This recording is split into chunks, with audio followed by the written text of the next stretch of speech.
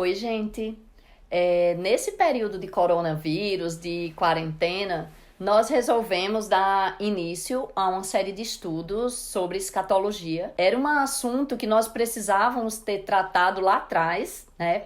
A igreja sempre cobrava e nunca havia tido um momento oportuno para iniciarmos esse estudo. As pessoas sempre me pediam, vamos estudar o Apocalipse, vamos estudar os últimos acontecimentos, mas eu entendo que em tudo Deus tem um plano, tudo Deus tem um propósito e um momento certo para todas as coisas. E nada melhor do que nessa época que estamos vivendo, é um momento que as pessoas estão dentro de casa e muitas vezes a angústia bate no coração, o medo, a incerteza, medo do futuro, medo se as coisas vão piorar, sem saber se as coisas vão melhorar, o que será que vai acontecer daqui a uma semana, daqui a um mês, daqui a um ano. Tem tanta gente que entra numa linha de pensamento a ponto de trazer pânico e pavor ao seu coração. Então nós resolvemos dar início a esse estudo sobre escatologia, sobre a volta de Jesus, sobre o Apocalipse, fazer um compilado de tudo isso para que traga segurança à Igreja do Senhor, para que traga segurança para a sua vida, porque tudo, a palavra de Deus fala que Deus revela os seus segredos aos seus profetas.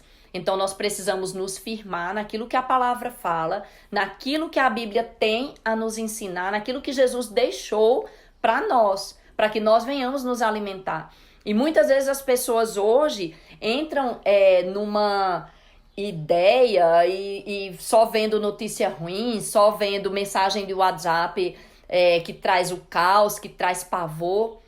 E o que é que nós precisamos? Como a palavra também fala, conhecereis a verdade e a verdade vos libertará. Nós precisamos conhecer a palavra do Senhor, precisamos nos firmar nela. E nada melhor do que darmos início. Então nós iniciamos esse estudo de escatologia, já demos 2 aulas pelo Instagram da nossa igreja, através de lives, e tem sido muito bom. Só que resolvemos fazer o vídeo para que fique gravado e você possa assistir depois. Muita gente tem dúvida, afinal de contas é um assunto que a gente precisa pesquisar, a gente precisa buscar, a gente precisa rever. Então, eu estou fazendo esse vídeo para que a gente possa resumir aquilo que nós já falamos, para que você possa entender. E a partir de agora, toda semana, a gente vai publicar o vídeo da aula que será ministrada. Então, nesse vídeo nós iremos colocar as referências bíblicas, botar um textinho bem aqui, nesse espaçozinho aqui branco, que a gente deixou, justamente para colocar a referência bíblica, para colocar alguma informação que precise de complemento naquilo que a gente está falando, ok? Então, para iniciarmos nossa aula, nós precisamos entender, primeiramente, o que é escatologia. E escatologia é a doutrina das coisas que devem acontecer no final do mundo. Isso é das traduções do dicionário. Também um significado para o termo escatologia é estudo do fim dos tempos, a consumação final de tudo. Nisso, nós conseguimos entender o que é a escatologia e por que devemos estudar a escatologia. Afinal de contas, é a doutrina das últimas coisas, daquilo que vai acontecer ainda. E Deus sempre deixa tudo pronto para a sua igreja. Então, antes de entrarmos no estudo propriamente dito da escatologia, nós precisamos entender as diferentes linhas de pensamento, ok? Porque como é algo que na questão da interpretação, nós precisamos entender as diferentes linhas de pensamento para que possamos nortear o nosso estudo da escatologia. Existem escolas de interpretação em relação ao Apocalipse. Temos a escola futurista, a preterista, a histórica e a idealista. São escolas de interpretação do Apocalipse, ok? A futurista, ela prevê eventos futuros. Já os preteristas, eles entendem que todos os eventos já foram cumpridos e se faltar é a mínima coisa que falta ser cumprido do livro de Apocalipse. A escola histórica, ela entende que o livro é só sobre a história da igreja, é uma questão de conhecimento histórico mesmo. E o idealista, a escola idealista, ela entende que o livro de Apocalipse não é um livro real, mas é um livro espiritual, ok? Então existem essas linhas de pensamento, essas escolas de interpretação do livro de Apocalipse. Aí temos o seguinte, além dessas escolas, nós precisamos entender que existem também linhas de pensamento em relação a dois grandes eventos que estão para acontecer. É o arrebatamento da igreja, quer dizer, é a volta de Jesus, e aí eu vou explicar a questão do arrebatamento da igreja. Que todos esperam é a volta de Jesus. Nós, como igreja cristã, nós esperamos que Jesus vai voltar, como a palavra fala. E temos essa volta de Jesus em relação à grande tribulação e em relação ao milênio, que são dois grandes acontecimentos que terão a grande tribulação e o milênio. Ok? Então vamos primeiro falar a respeito do milênio. Existem 3 linhas de pensamento em relação ao milênio. O que é o milênio? Nós iremos estudar o milênio mais à frente, mas eu vou resumir para que você entenda e para que a gente possa nortear a nossa linha de pensamento. Em relação ao milênio, temos 3 linhas de pensamento: pré-milenista, pós-milenista e amilenista. Os pré-milenistas, eles entendem que Jesus volta antes do milênio. Os pós-milenistas entendem que Jesus volta depois do milênio. E os amilenistas, eles entendem que não existe um milênio literal, mas que o milênio já está acontecendo, que é algo simbólico. Desde que Jesus subiu aos céus, desde que Jesus ressuscitou, esse milênio já foi implantado na Terra. Então, essa é a visão dos amilenistas, ok? Então, temos em relação ao milênio, pré-milenista, pós-milenista e amilenista. Já em relação à grande tribulação, temos também 3 linhas de pensamento no que se refere à volta de Jesus em relação à grande tribulação. Temos os pré-tribulacionistas, os pós-tribulacionistas e os mesotribulacionistas. O que significa isso? Significa que quem é pré-tribulacionista entende que Jesus volta antes da grande tribulação. Os mesotribulacionistas entendem que Jesus volta no meio da grande tribulação. E os pós-tribulacionistas entendem que Jesus volta após a grande tribulação, ok? Então temos também essas 3 linhas de pensamento. E quando a gente estuda o Apocalipse, existe a linha de pensamento que é de interpretação do Apocalipse em ordem cronológica, ou que muitas vezes acontece uma mistura dos fatos e que tudo acontece ao mesmo tempo, ou que muita coisa já aconteceu, ok? Então existe também esse entendimento sobre os acontecimentos no geral do livro de Apocalipse. Ordem cronológica, ou que tudo aconteceu e está acontecendo simultaneamente. Vários eventos que ainda estão para acontecer. Então, existe isso. Com relação à volta de Jesus, para os pré-tribulacionistas, eles entendem o quê? Que a volta de Jesus se dá em 2 momentos distintos. Ou seja, antes da grande tribulação, Jesus vem e arrebata a sua igreja. Ele vem até as nuvens, a igreja sobe, encontra com o Senhor nos ares, sobe para o céu, lá tem o tribunal de Cristo, acontece várias coisas lá no céu, e depois da grande tribulação, Jesus vem na sua volta gloriosa para implantar o seu reino milenar na terra. Isso é a linha de pensamento pré-tribulacionista, pré-milenista. Os pós-tribulacionistas também têm esse entendimento de que a volta de Jesus se dá em 2 momentos distintos, sendo que acontece no meio da grande tribulação e antes do milênio Jesus implanta o seu reino milenar, vem com a volta gloriosa implantar o reino milenar.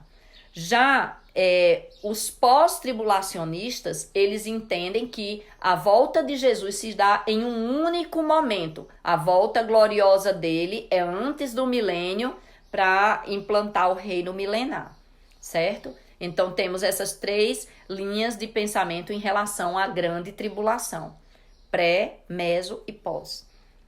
Já no milênio, em relação ao milênio, quem é amilenista entende que Jesus também tem uma única... a volta de Jesus se dá em um único momento, não tem dois momentos distintos, mas se dá em um único momento, a qualquer hora, porque eles entendem que o milênio já está implantado na Terra, ok? Então, com relação às linhas de pensamento, acho que ficou claro e nós vamos colocar o quadrinho explicando. E com relação ao arrebatamento da igreja, eu quero que você abra sua Bíblia no Evangelho de Mateus, capítulo 24. Nós iremos ler alguns textos a partir do versículo 36. Nós vamos embasar a nossa linha de pensamento, que é pré-tribulacionista, pré-milenista. Ok? Então, nós entendemos que a volta de Jesus se dá em dois momentos distintos. Antes da grande tribulação, vem o arrebatamento da igreja, onde a igreja sobe, acontece a grande tribulação, depois a igreja vem com Jesus para o reino milenar de Cristo na terra, na volta gloriosa de Jesus. A nossa linha de pensamento e o que norteia o nosso estudo a partir de agora é pré-tribulacionista, pré-milenista. Tá? Nós não iremos nos aprofundar nas outras linhas. Estou explicando todas as outras porque você pode pesquisar e estudar mais a respeito desse assunto. Quero também deixar claro que com relação a essas linhas de pensamento, existem grandes líderes que são amilenistas, pessoas de renome. Existem outros que são pós-tribulacionistas, que creem que a igreja passará pela grande tribulação. Existem várias linhas de pensamento e cada um se baseia num determinado texto da Bíblia para embasar a sua opinião, a sua forma de pensar. Mas nós entendemos que a nossa linha de pensamento é pré-tribulacionista, pré-milenista, que a igreja não passará pela grande tribulação, ela passará sim pelo princípio das dores, né, que a gente até já tem visto muita coisa acontecer, mas que nós entendemos que a igreja não passará pela grande tribulação, que haverá o arrebatamento da igreja e que em um segundo momento tem a vinda gloriosa de Jesus, a volta gloriosa de Jesus, para implantar o reino milenar. Quero também deixar claro uma outra situação que, independente da linha de pensamento, o que é importante, que é a base da igreja cristã, é crer que Jesus veio a essa terra, que ele viveu aqui, que ele morreu, que ele ressuscitou, que ele subiu aos céus e que um dia ele vai voltar. Todas essas linhas de interpretação do Apocalipse, linhas de pensamento, todos são unânimes de que Jesus veio, Jesus morreu, Jesus ressuscitou, subiu aos céus e um dia ele vai voltar. Isso é fato. E isso é que nós devemos nortear a nossa fé. A questão da linha de pensamento é para que você norteie o seu estudo e para que te traga segurança naquilo que a palavra fala. E é isso que eu estou trazendo aqui para cada um, para que a gente possa sentir segurança naquilo que a palavra ensina, nós precisamos conhecer, ok? Então, em Mateus capítulo 24, do versículo 36 ao 44, diz assim... Fala isso com relação à volta de Jesus, tá? Nós vamos embasar o nosso entendimento que é arrebatamento da igreja pré-tribulacionista. Diz o seguinte: quanto ao dia e à hora ninguém sabe, nem os anjos dos céus, nem o Filho, senão somente o Pai. Como foi nos dias de Noé, assim também será a vinda do Filho do Homem. Pois nos dias anteriores ao dilúvio, o povo vivia comendo e bebendo, casando-se e dando-se em casamento, até o dia em que Noé entrou na arca. E eles nada perceberam, até que veio o dilúvio e os levou a todos. Assim acontecerá na vinda do Filho do Homem. 2 homens estarão no campo, um será levado e o outro deixado. 2 mulheres estarão trabalhando no moinho, uma será levada e a outra deixada. Portanto, vigiem, porque vocês não sabem em que dia virá o seu Senhor. Mas entendam isto, se o dono da casa soubesse a que hora da noite o ladrão viria, ele ficaria de guarda e não deixaria que a sua casa fosse arrombada. Assim também, vocês precisam estar preparados, porque o Filho do Homem virá numa hora em que vocês menos esperam. Então, esse texto do Evangelho de Mateus, Eu acho muito interessante e é um dos textos que os pré-tribulacionistas usam, né, em relação à volta de Jesus e crendo num arrebatamento. Por quê? Em relação ao arrebatamento da igreja, fala que como nos dias de Noé, assim será a vida do Filho do Homem. O que é que a gente vê em relação aos dias de Noé?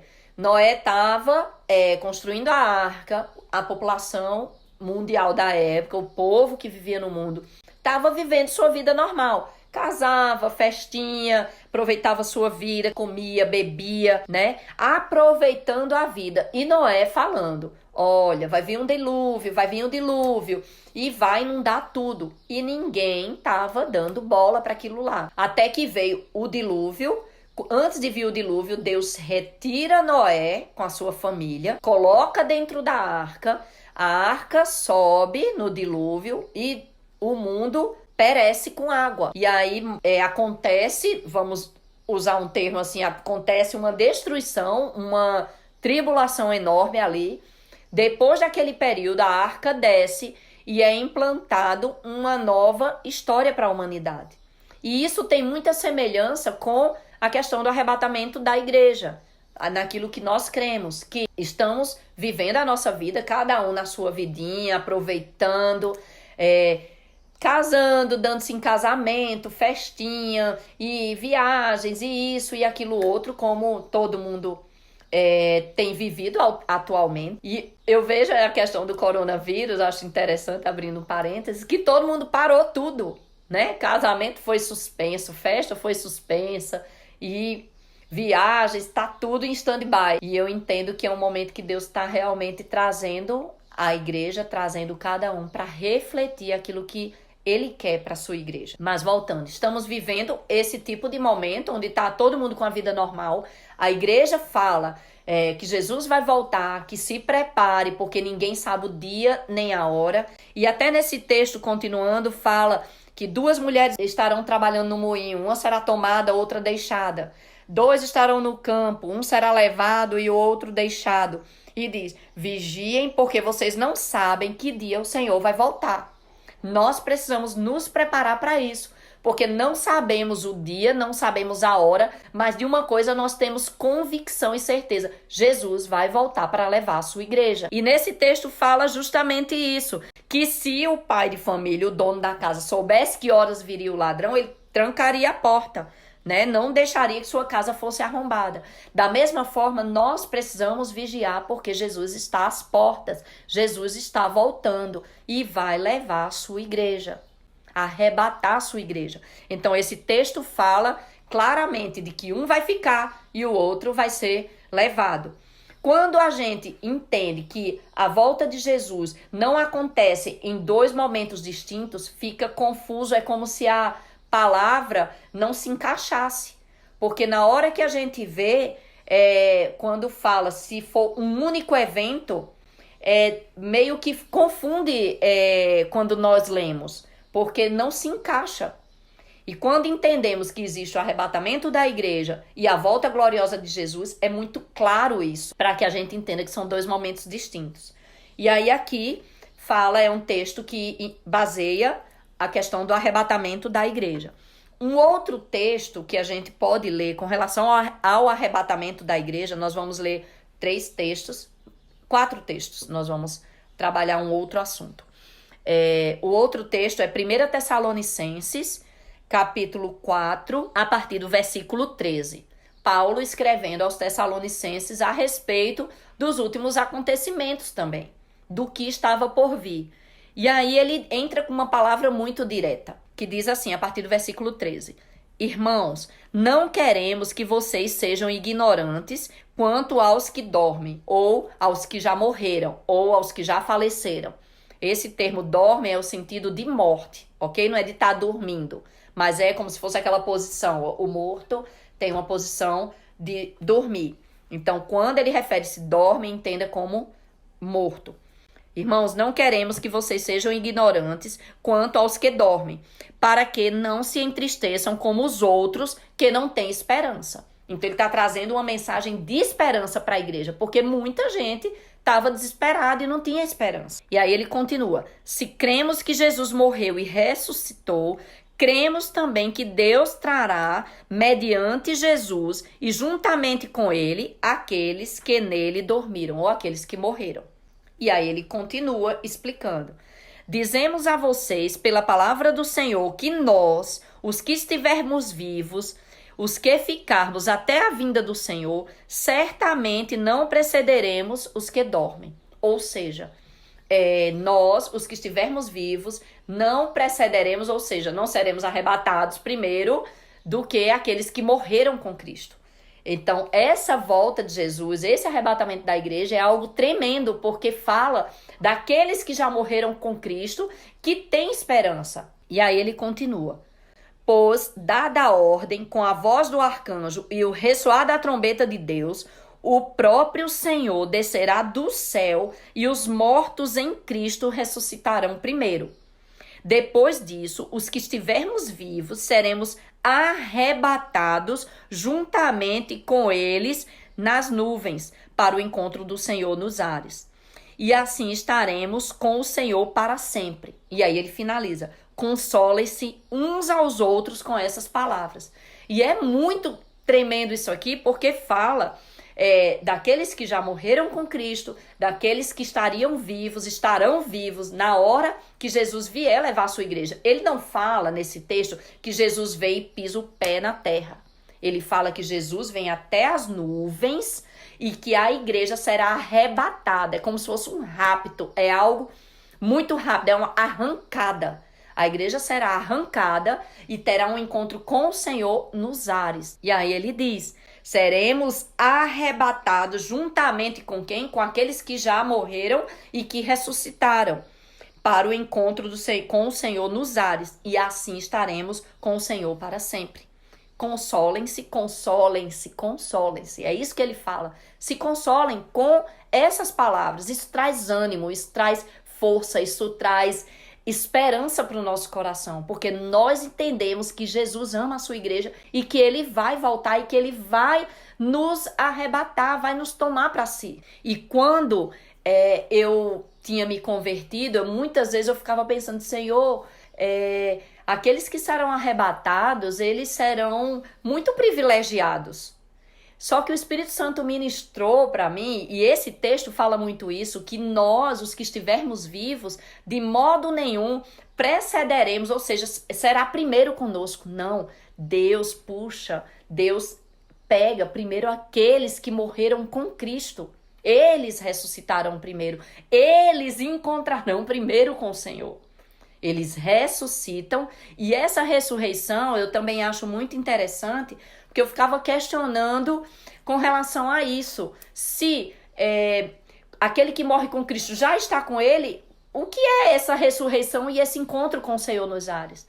É justamente algo que uma pastora que eu amo demais e que ela me ensinou muito, e ela disse: Simone, esse encontro é o quê? Quando a pessoa morre, o espírito dela já está com Deus, né? Se aceitou Jesus, já está no seu destino, céu ou inferno. Quem aceitou Jesus já está com o Senhor, como a palavra fala com o ladrão na cruz, né? Aquele texto que fala que Jesus foi crucificado e o ladrão que estava crucificado junto com ele fala sobre, ele diz: Senhor, lembra-te de mim quando entrares no paraíso. E o que é que Jesus fala?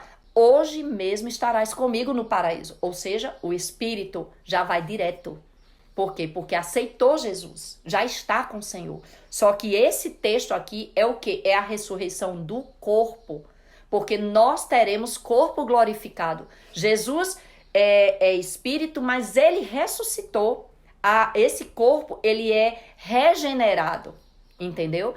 Então, nesse texto do arrebatamento da igreja, que fala da ressurreição daqueles que morreram com Cristo, é o que? A ressurreição do corpo que se une ao Espírito com o encontro com o Senhor nos ares. Então, aqueles que morreram com Cristo, eles são privilegiados porque eles têm essa ressurreição antes que a igreja seja arrebatada. E o arrebatamento é o quê? É a regeneração, é a transformação do nosso corpo. Aqueles que forem arrebatados, eles não passarão pela morte, mas o corpo será instantaneamente restaurado, porque esse corpo, aqui, essa carne, ela não herda o reino dos céus, né? Porque é uma carne corrompida. E é nesse momento que fala sobre isso, e eu acho, assim, tremendo, maravilhoso a respeito desse texto. Aí vem um outro texto que eu quero que você abra, que é a primeira carta de Paulo aos Coríntios, capítulo 15,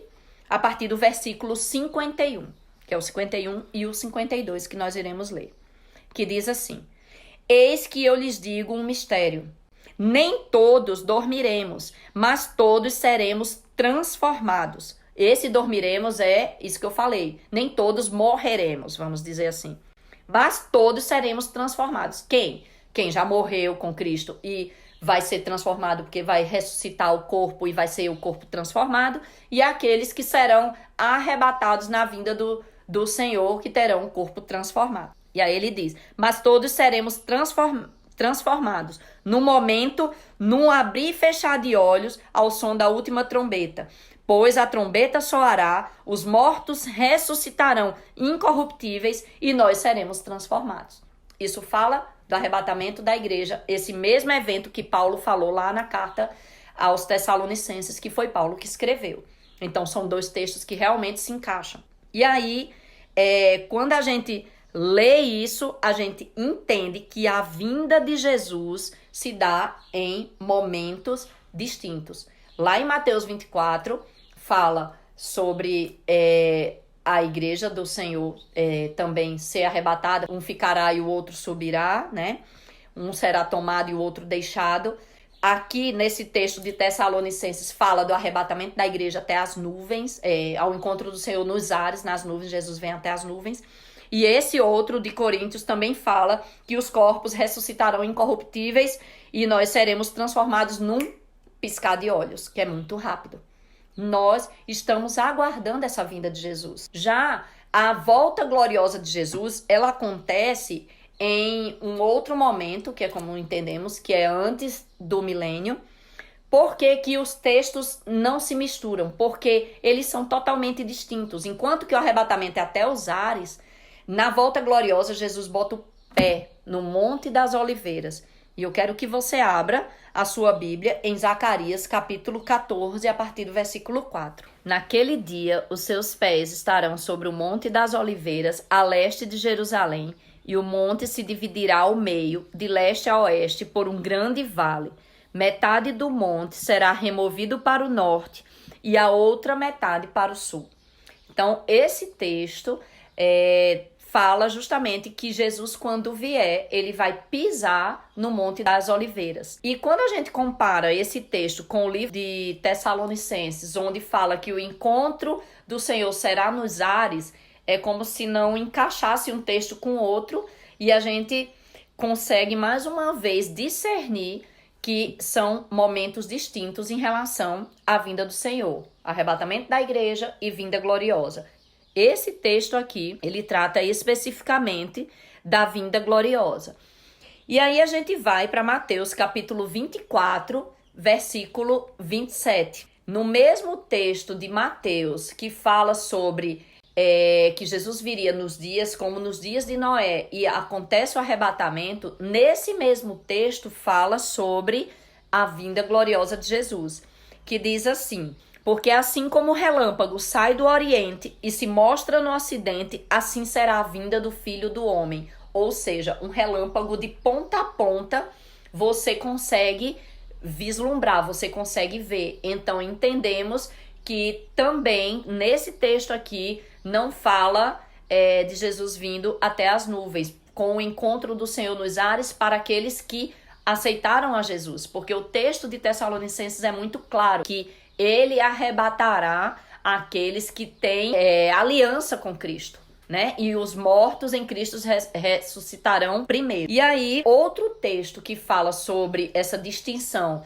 do arrebatamento da igreja e a vinda gloriosa de Jesus é Apocalipse, capítulo 1, versículo 7, que diz assim: ele vem com as nuvens e todo olho verá, até mesmo aqueles que o traspassaram, e todas as tribos da terra se lamentarão por causa dele. Sim, amém. Então, esse texto de Apocalipse também fala que todo olho verá.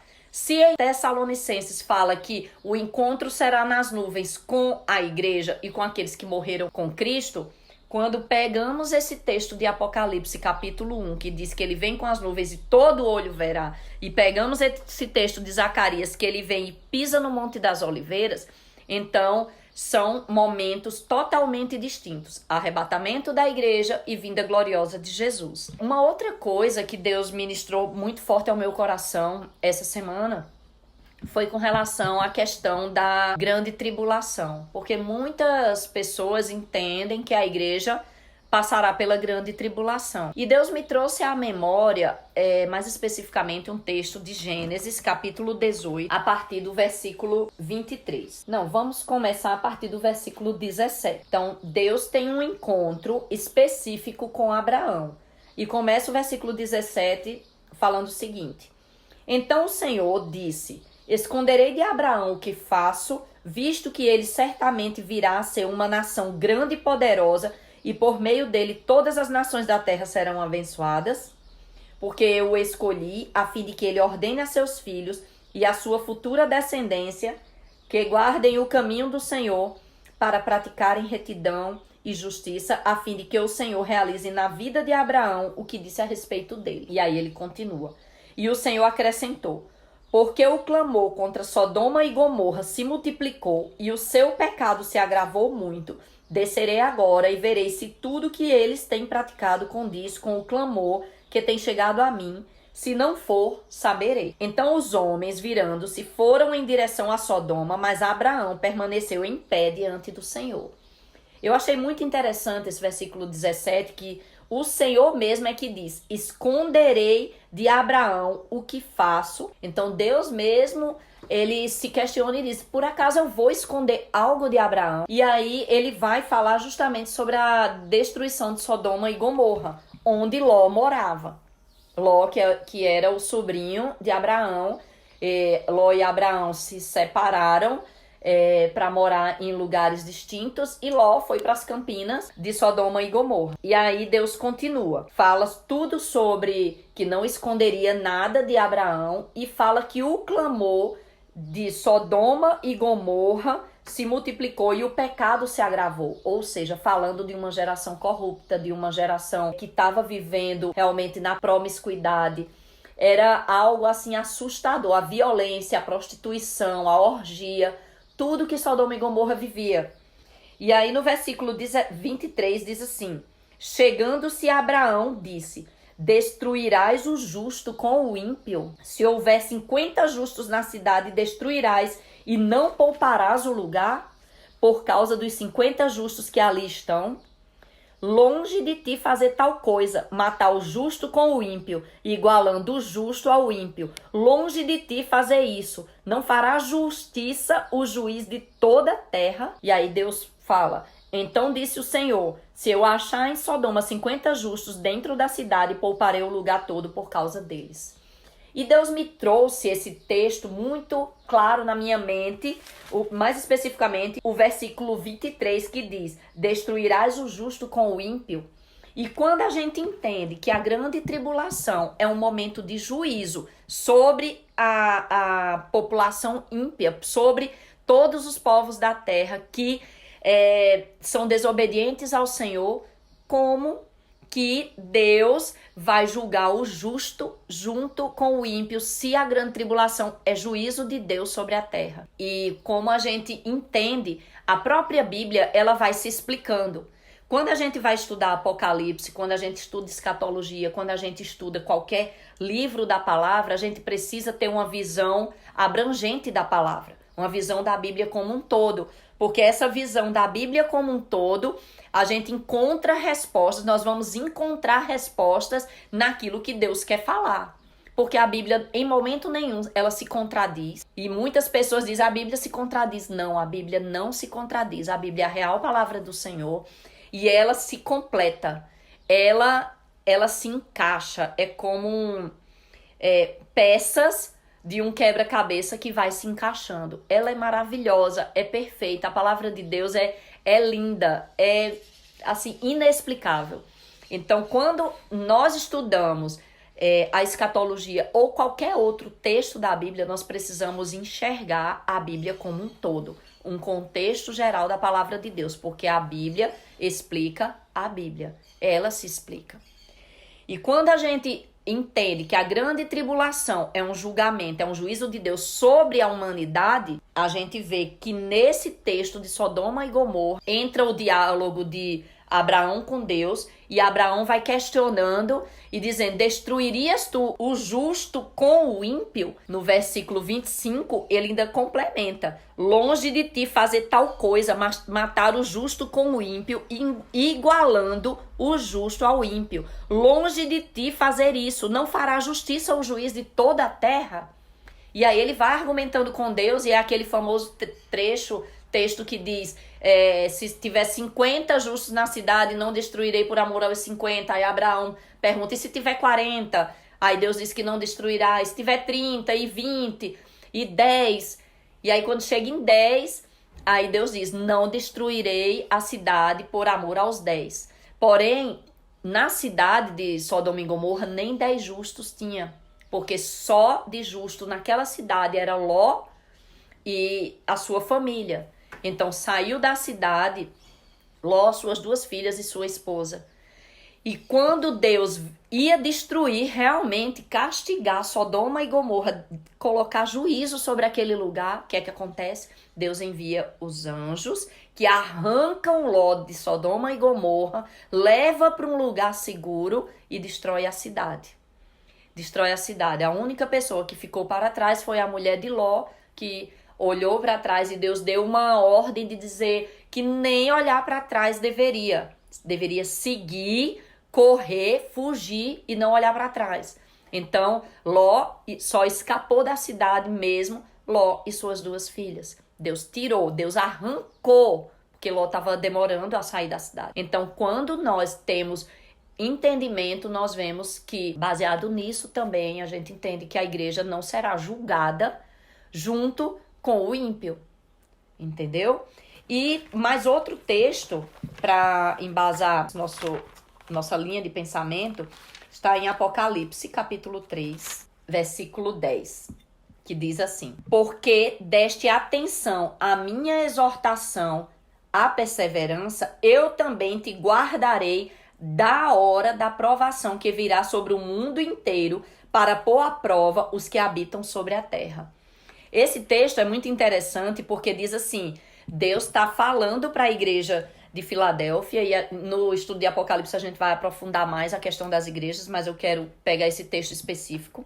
Deus está falando à igreja de Filadélfia e diz assim: porque deste atenção à minha exortação e à perseverança, ou seja, porque a igreja ouviu a voz do Senhor, pela exortação se posicionou e foi perseverante, ele também guardará da hora da provação que virá sobre o mundo inteiro. Aqui nesse texto ele não fala: eu vou te guardar na provação. Ele fala: eu vou te guardar da provação. É diferente o na do da. Ou seja, Deus vai nos guardar da provação que virá, ele vai nos proteger, ele vai nos tirar. Se fosse nos guardar na provação, durante a provação, eu vou estar contigo. Não, ele vai nos separar, ele vai nos guardar de passar por aquele momento. Eu também te guardarei da hora da provação que virá sobre o mundo inteiro. E aí continua: para pôr à prova os que habitam sobre a terra. Então são esses textos que nós entendemos com relação à grande tribulação, ao milênio, ao arrebatamento da igreja, no qual nós formamos nossa linha de pensamento. Até aqui é o que nós estudamos na primeira aula, que eu falei, como eu falei no início do vídeo. Nós demos 2 aulas. A primeira aula foi até esse posicionamento do arrebatamento da igreja, da grande tribulação e do milênio. A questão do milênio nós vamos abordar mais à frente no estudo do livro do Apocalipse, que tem um capítulo específico sobre milênio, e nessa próxima aula que iremos dar, que é o segundo resumo da segunda aula, nós iremos entrar mais especificamente no livro de Apocalipse. Eu quero também mencionar para vocês que a questão do estudo da escatologia, nós não vamos nos ater apenas ao livro de Apocalipse, mas nós vamos nos ater a outros livros que também mencionaram textos a respeito do fim dos tempos. Por exemplo, o livro de Daniel, o livro de Ezequiel, o livro de Joel, Zacarias, o próprio capítulo 24 a 26 de Mateus. Então existem e tantos outros que a gente vai falando com o decorrer das aulas. E o meu conselho para você é leia a palavra, leia as palavras proféticas, não pegue um texto fora do contexto para usar como pretexto. A gente gosta muito de falar esse trocadilho, porque muitas pessoas pegam um texto fora do contexto e usam como pretexto. Então nós não podemos agir dessa forma nessa situação, ok?